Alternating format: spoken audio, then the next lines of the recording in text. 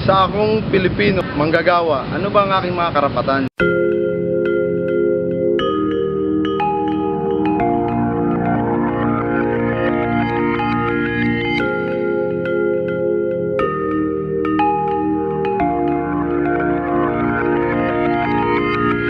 Karapatan sa trabaho ay isa sa mga karapatang pantao na kinakailangang igarantiya ng Estado o sino mang partido na kumikilala dito sa mga karapatang ito para ang tao ay magkaroon ng oportunidad o karapatang mabuhay ng may dignidad. Ganito kasi yun. Yung trabaho kasi ang nagbibigay ng dignidad sa isang tao. Ito yung nagbibigay sa kanya ng pagiging tao. Ibig sabihin ng right to work o karapatan sa trabaho. Dapat sino man na nangangailangan at may kapasidad na magtrabaho ay dapat may access sa trabahong gugustuhin niya. Free choice. Ibig kaya ang karapatan sa trabaho ay karapatan sa tinatawag nating isang makatwiran o makataong trabaho. Yun ang ibig sabihin ng karapatan sa trabaho.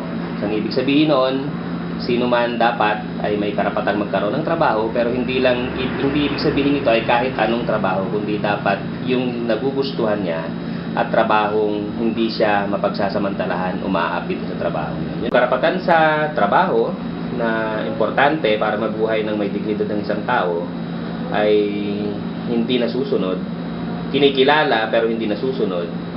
At yung aktwal na buhay ng mga manggagawa sa ilalim ng ganitong klase mga patakaran ay lalong hindi nare-realize o hindi napapatupad. Security of tenure, yung sapat na sweldo, proteksyon sa trabaho, hindi yan lahat nasusunod. So marami tayong batas sa paggawa na in accordance with international treaties and conventions. Mayroon tayong magandang konstitusyon na kumikilala sa primacy of labor over capital. Mayroon tayong labor code na kumikilala sa concerted actions, self-organization, including the right to strike. Pero baliwala lahat yan. Sa ngayon, ang parang motto ng state natin ay importante, ang mas importante ang trabaho kaysa karapatan. Aanhin mo ang parang aanhin mo ang karapatan kung wala kang trabaho. Parang gano'n.